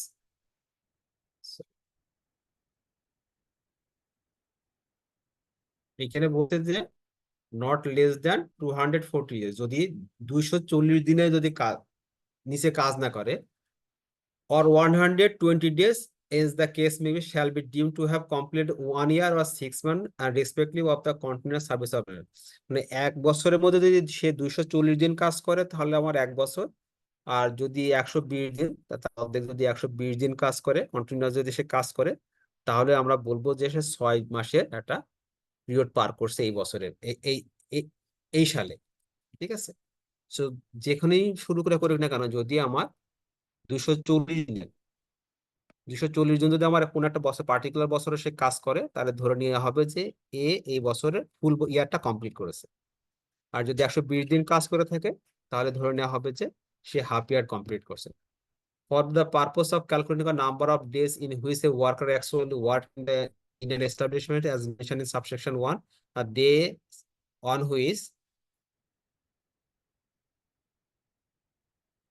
for the purpose of calculation of the number of the days on which a worker actually worked in an establishment as mentioned in subsection 1, days on which the days during which he has been laid off. সে মানে সে যখন চলে গেছে তার আগ পর্যন্ত, সে যখন থেকে join করছে এবং সেখান থেকে চলে গেছে, তার পুরো পিরিয়ডটা হবে তার হচ্ছে period of service. He has been on leave with or without wages due or illness or accident. তার মানে তার লাস্ট ডেটটা কবে ক্যালকুলেশন করা হবে, সে যখন থেকে তার ওয়ার্ক স্টেশনে অ্যাবসেন্ট আছে, হইতে পারে সে ইলনেস অথবা অ্যাক্সিডেন্টের কারণে। He has been on legal strike or out of work due to illegal lockout, যে কোনো কারণ লকডাউন হয়ে গেছে, স্ট্রাইক হয়েছে, সে কারণে আসতে পারছে না। In case of female worker, she has been on maternity leave not exceeding 16 weeks, 16টা shall be counted. So যদি ওয়ার্কটা ধরা হচ্ছে সে যখন ম্যাটারনিটি লিভে যাচ্ছে তার আগের পিরিয়ডটাকে ধরা হচ্ছে। হ্যাঁ, So for the purpose of calculation of compensation under section 19, 20, and 23, or wages under the section 20, 23, 26, wages shall mean the average of the basic wages and dearness allowance and ad hoc or interim pay, as if any, paid to the worker during the period of 12 months immediately preceding the date of this replacement, dismissal, removal, discharge, retirement, termination of the. সহজ কথা হচ্ছে যে wages বলতে বোঝাচ্ছে তার basic salary হচ্ছে, এবং তাকে যে আরো ডিয়ারনেস অ্যালাউন্স দিচ্ছে বা অ্যাডহক কোনো পেমেন্ট করতেছে, যেটা তার সেপারেশনটা হতে পারে, তার ডিসমিসাল হতে পারে, রিমুভাল হতে পারে, রিটায়ারমেন্ট হতে পারে, টার্মিনেশন হতে পারে, যে কোনো লাস্ট ওয়ার্কিং ডে আগের ডেটা হিসেবে তাদের যে পরিশোধটা করা হচ্ছে সেই পরিশোধটাকে বলা হচ্ছে আপনার ওয়েজেস। ঠিক আছে, স্যার আমাদের একটা ক্লাস আছে আজকে কি পর্যন্ত থাকবে? এ পর্যন্ত জি স্যার। এখানে একটা ইন্টারেক্টিভ কোশ্চেন আছে, এটা একটু দেখে নিন আপনারা। জি স্যার। তাহলে রবিবার আমরা Excuse me? নেক্সট ক্লাস, রবিবারে কি আপনাদের নেক্সট এর পর আর কোনো ক্লাস থাকে? রবিবারে স্যার কোনো ক্লাসের শিডিউল নেই স্যার। আচ্ছা, রবিবারে আমি একটা ক্লাস নিব আবার, হ্যাঁ গত স্যার জি বলেন। স্যার আমাদের গভর্নেন্স ক্লাস তো শেষ হয়ে গেছে স্যার, আপনি আজকে নিতে পারেন স্যার। আজকে আপনার কি ইয়ে আছে মানে কোনো অন্য লেভেলের সাপ্লাই আচ্ছা চেইনের স্যার, ক্লাস আছে sir. Marketing supply chain management supply চেইনের ক্লাস আছে, সবার তো সাপ্লাই ও চেইন নাই, আচ্ছা সেজন্য। এখানে ও তো আচ্ছা ইন্টারমিডিয়েট সরি। লেভেল এবং বিজনেস লেভেল দুই লেভেলের ক্লাস চলতেছে, এই জন্য কারো থাকে কারো থাকে না। আচ্ছা ঠিক আছে, তাহলে আজকে আমি প্রথম আমার মনে হয় রবিবারে দুইটা ক্লাস নেওয়া যেতে পারে। স্যার রবিবারে না নিয়ে স্যার আমরা নেক্সট উইকে নিতে পারি না স্যার? আমাকে যে বলছো 19 তারিখের মধ্যে একটা মনে হয় ক্লাস শেষ করাটা ইয়ে আছে, আর যেহেতু মাঝখানে আমি 10 দিন আমি ক্লাস নিতে পারি নাই, সো ওইটা একটু কভার দিতে হবে। সো আমি রবিবারে ক্লাস নেওয়ার জন্য রিকোয়েস্ট করছি, এখন যদি আপনাদের কোনো আপত্তি না থাকে তাহলে আমি রবিবারে ক্লাস নিতে চাচ্ছি। রবিবার, বুধবার এবং শুক্রবার তো আমার নর্মাল ডে, হ্যাঁ ক্লাস নিয়ে। সো বুধ আর ওয়েনেসডে এন্ড ফ্রাইডে তো ডেফিনেটলি নিব। আর যদি আপনাদের ইয়ে থাকে না, অবশ্য মানে কোনো সমস্যা না থাকে, তাহলে আমি সানডেটাও নিতে চাচ্ছি। স্যার কোনো আমাদের সমস্যা নাই। নিয়ে নেন স্যার। স্যার নিতে ওকে স্যার, পারেন তাহলে স্যার। স্যার রেকর্ডিং একটু কালেক্ট পরে করা নিতে হবে পারি, স্যার। সেটা হতে পারে আপনি আমার 6টা থেকে না নিয়ে 7টা বা 7:30 থেকে নিতে পারি। জি স্যার, হ্যাঁ ওরা স্যার কি নিতে তাও পারেন স্যার, হবে স্যার, 7টা এটা থেকে করলে তাহলে ভালো ভালো হয় হয় স্যার। স্যার। 7:20 বা মাগরিবের পরে স্যার, আফটার মাগরিব মাগরিবের স্যার পরে হলে তাহলে ভালো আমি হ্যাঁ, 7:30 মাগরিবের থেকে পরে। দেব, 7:30 থেকে 7:30 হ্যাঁ 7:30 জি স্যার, থেকে 7:30টায় স্যার। জি স্যার। 7:30। ঠিক আছে, তাহলে ওকে আমি স্যার, ইয়েকে বলবেন, জিওল ভাইকে বলবেন খুব এটা ভালো নোট হয় দিয়ে স্যার। দিবেন, 7:30 ওকে থেকে স্যার। 9টা পর্যন্ত। স্যার এই কোয়েশ্চেনটা কি আলোচনা করবেন? And এটা আমি যে আলোচনা করছি না, আপনি এখানে পারবেন, এটা একটু পড়েন, যদি না থাকে যদি বুঝতে না পারেন, কারণ আপনাদের অনেকে 45 ক্লাস তো, যদি না বোঝেন আমাকে বলেন, নেক্সট আমি আলোচনা করে দিব, সমস্যা নেই। ঠিক আছে স্যার। ওকে, ঠিক আছে। Thank sir you. একটা প্রশ্ন ছিল স্যার, অ্যাডহক পেটা কি স্যার? সরি, স্যার উপরে যে লেখা আছে অ্যাডহক পে। অ্যাডহক বেসিসে মানে হচ্ছে বলে কন্ট্রাকচুয়াল টাইপের, মানে বলে যে অ্যাডহক নিয়োগ দেয় না, মানে কি বলবো এটা হ্যাঁ স্যার, বাংলা, মানে সাডেনলি কাউকে হায়ার করা লাগছে ওই সাডেনলি কাটে, হ্যাঁ হ্যাঁ, ভ্যাকেন্সি ফিল আপ করার ইন্টারিম জন্য। পিরিয়ডের জন্য। সে যেমন হচ্ছে আহ এক জায়গায় সিওফও বাইরে চলে গেছে, সো অ্যাডহক বেসিসে কি করলো, ওর যে ডেপুটি সিএফও ছিল বা ওর সেকেন্ড লাইনে যে ছিল, তাকে অ্যাডহক বেসিসে তাকে 6 মাসের জন্য বা 3 মাসের জন্য তাকে দায়িত্ব দিল। অথবা কেউ ম্যাটারনিটি লিভে গেছে, সো ম্যাটারনিটি লিভে গেলে তো তার তার পজিশনের কাজটা তো কাউকে না করতে হবে, ওইখানে তার নতুন লোক নিবে না। তখন কি হয়, অ্যাডহক বেসিসে ওখানে একজনকে লোক দিয়ে দেওয়া হয় যে কাজটা করার জন্য। সো টেম্পোরারি সাপোর্টের জন্য যদি কোনো লোক নেওয়া হয়, সেটাকে বলা হয় অ্যাডহক, অ্যাডহক বেসিসে, বোঝা গেছে? জি স্যার, থ্যাংক ইউ। আবার সে যখন রিজিউম করবে, চলে আসবে, তখন সে আবার ওখান থেকে তাকে হয়তো সরে দিয়েছে, অন্য জায়গায় চালাই দেবে, অথবা তার কন্ট্রাক্ট ওখানে শেষ হবে আর কি, সে তার অন্য পজিশনে চলে যাবে, বা তার ফর্মাল টাইমটা শেষ হয়ে যাবে। ঠিক আছে, থ্যাংক ইউ ভেরি মাচ সবাইকে, হ্যাঁ আসসালামু ভালো আলাইকুম। থাকবেন। তাহলে 7:30 next, thank you sir. Okay sir, no issues. ভালো থাকবেন স্যার।